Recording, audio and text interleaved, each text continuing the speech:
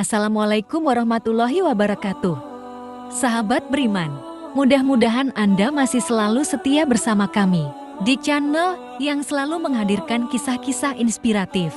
Pada kesempatan kali ini, kami sudah menyiapkan satu kisah berhikmah untuk menambah iman kita. Sebelum itu, mari support channel ini dengan cara like dan subscribe. Klik tombol lonceng biar kamu nanti dapat konten bermanfaat lainnya. Hari itu Abu Nawas agak santai setelah sibuk memanen kentang. Tiba-tiba pegawai istana datang. "Tuan Abu Nawas," kata pegawai istana itu sesampai di rumah Abu Nawas. "Tuan, hamba dipersilahkan Baginda Raja datang ke istana hari ini juga." Setelah sedikit berdandan, Abu Nawas meluncur ke istana. Tidak terlalu jauh, hanya setengah jam saja sudah sampai. "Hai Abu Nawas," ujar Sultan. Begitu Abu Nawas menampakkan batang hidungnya, "Tahukah kamu, mengapa kamu aku panggil kemari?" Abu Nawas hanya cengok saja. "Menanti titah selanjutnya Baginda. Aku minta tolong kepadamu untuk mengajari lembuku supaya bisa mengaji Al-Quran. Jika lembu itu tidak dapat mengaji, niscaya aku akan menyuruh mereka membunuh kamu." Titah Baginda sembari menunjuk beberapa orang algojo. Abu Nawas garuk-garuk kepala. Akhirnya ia pun menyanggupi. "Baiklah Tuanku Syah Alam," jawab Abu Nawas. "Titah Tuanku Patik junjung di atas kepala Patik," tutur Abu Nawas takzim. Selanjutnya Baginda menyuruh Abu Nawas pulang dengan menuntun seekor lembu.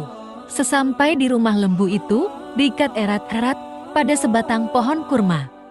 Esok harinya Abu Nawas mulai memukul lembu itu dengan sebuah cambuk rotan sampai setengah mati. Ketika binatang itu hampir mengamuk, Abu Nawas mengucapkan kata atau. Perkataan itulah yang diajarkan Abu Nawas kepada lembu itu sambil tetap mengayunkan cambukannya tanpa henti. Pekerjaan itu ia lakukan setiap hari pagi sampai tengah hari dan dari zuhur sampai maghrib selama beberapa hari, sehingga tidak terpikirkan untuk menghadap ke istana. Setengah bulan kemudian, Baginda menyuruh seorang hamba melihat ke rumah Abu Nawas. Apakah dia mampu mengajari lembu itu mengaji atau tidak? Apa yang disaksikan oleh hamba sahaya tadi di rumah Abu Nawas?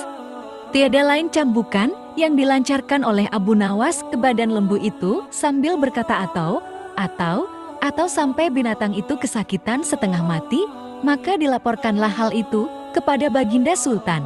"Mohon ampun Baginda," kata hamba sahaya itu sesampai di istana. Patik lihat Abu Nawas sedang mengajar lembu itu di belakang rumah dengan sebuah cambuk rotan yang besar. Jika tali pengikatnya tidak kuat, pastilah lembu itu lepas dan mengamuk. Yang diajarkan tidak lain hanyalah 3 patah kata, yaitu atau.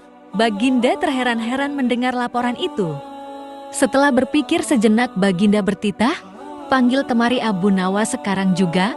Aku mau tahu apakah lembu itu sudah bisa mengaji atau belum." Tidak lama kemudian Abu Nawas pun sampai di istana. Ia pun datang menyembah. "Hai Abu Nawas, sudahkah engkau mengajari lembuku itu?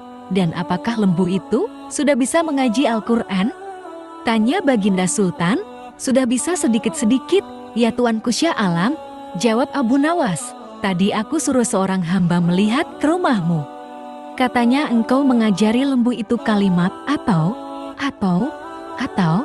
Aku mau tahu apa artinya perkataan itu." "Ampun keduli Syah Alam," kata Abu Nawas. "Arti atau itu adalah jika bukan lembu yang mati, atau hamba, atau tuanku, atau tidak ada salah seorang yang mati, hamba tidak akan puas, sebab sampai habis umurnya sekalipun binatang itu tidak akan bisa mengaji Al-Quran. Itu sebabnya binatang itu hamba cambuk agar mati. Dengan demikian hamba senang karena pekerjaan hamba dapat selesai. Atau hamba yang mati, atau paduka yang mati, atau salah satu, barulah habis perkara lembu itu." Baginda terperanjat di tempat duduknya, tidak dapat berkata sepatah kata pun.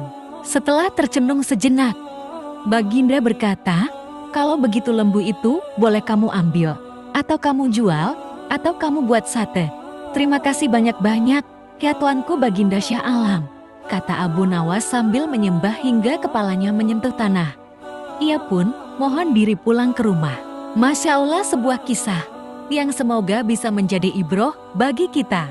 Jangan lupa berikan komentar Anda dan juga subscribe agar Anda mendapatkan kisah-kisah berikutnya. Sampai jumpa, wassalamualaikum warahmatullahi wabarakatuh.